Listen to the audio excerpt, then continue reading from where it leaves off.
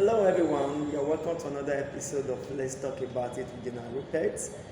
We are still on the series of depression, and I'm here with a young lady who has passed through depression before and was able to handle it. You're welcome to today's episode. Thank you, sir. Can we meet you please? My name is Claire Marie, and thank you for having me. Alright, viewers, I know you are set. Miss Clem is ready to share with us how she passed through depression and she was able to manage it. Alright, Miss Clem, let's hear from you. How did depression come about? Okay, well, when I was little, I didn't have this parental attention. My parents got divorced when I was little, and so when I was in my peer groups, whenever they're talking about their parents and like how they spent the weekend with the parents and how they went out and all that, I feel sad. I feel like I'm alone in this world. Like everybody has forgotten me. I've been rejected and abandoned. So it got to an extent I was like, okay, I think I should start drinking and smoking because that's what can make me feel happy. That moment, that's what can make me feel happy. And then I got addicted to it. It wasn't easy though that period. I thought of so many things. I thought of different things that were not good. I thought that was the end of life and all that. So that's how I felt. Okay, Miss Clem, you talked about addiction. You got addicted to some of the things that you just mentioned. Were you just on your own? You started thinking about them, or some persons actually lure you into them? Okay, about that. Well, first of all, on my own, I was thinking about it because we watch movies. So with the movie, I was thinking, okay, that's how I'll do it. And then with that thought that I had, I began to mingle with people that do it too.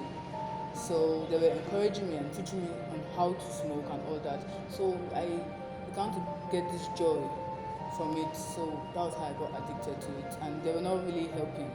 Those people were not helping. They were just encouraging me to do more and more, and it was killing gradually.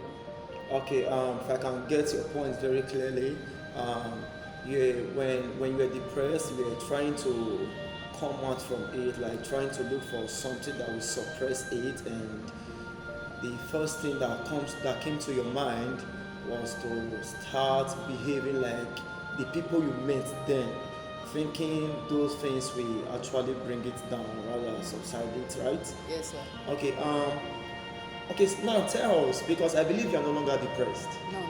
Now tell us, how were you able to manage this depression? Was it through smoking, through drinking, or how were you able to manage it?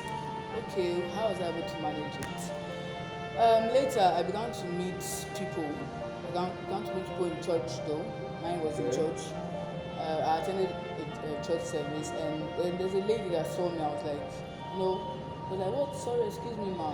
Why are you looking sober? I was like, oh, nothing. She was like, I'm sorry to interrupt, but I feel something, but I don't know if you want to share.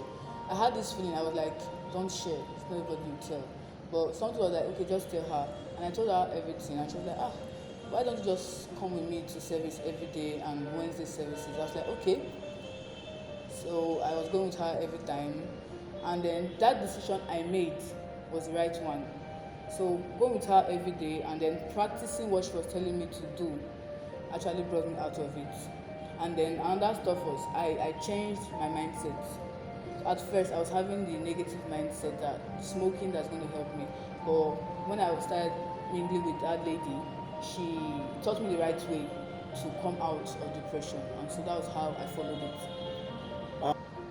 Recent time, I actually communicate with people, and some of the things I hear from them is they actually want to talk, but they are scared.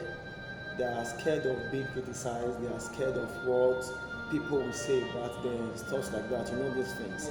Now, were you not actually scared, like what your friend will talk about, or what your friend will, how your friend is going to criticize you? Because from your speech, it's as if you don't know this person in particular. Like you just met her and you started having this discussion with her. So how were you able to deal with that kind of with the spirit of fear? I according to what I said before, mindset. She gave me a scripture, Romans 12 verse 2, that by renewing your mind. So I picked the word renewing your mind.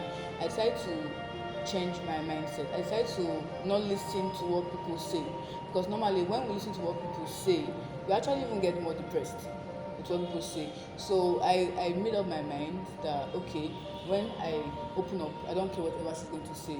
I've made up my mind. I'm ready to be mocked, but because I want to leave that depression. So it was my mindset I changed. I renewed my mindset. That was it. Now, how do you feel now that you are no longer depressed? I feel wonderful. You So feel great. wonderful. Yeah. So you can hear our guest, Ms. Clem.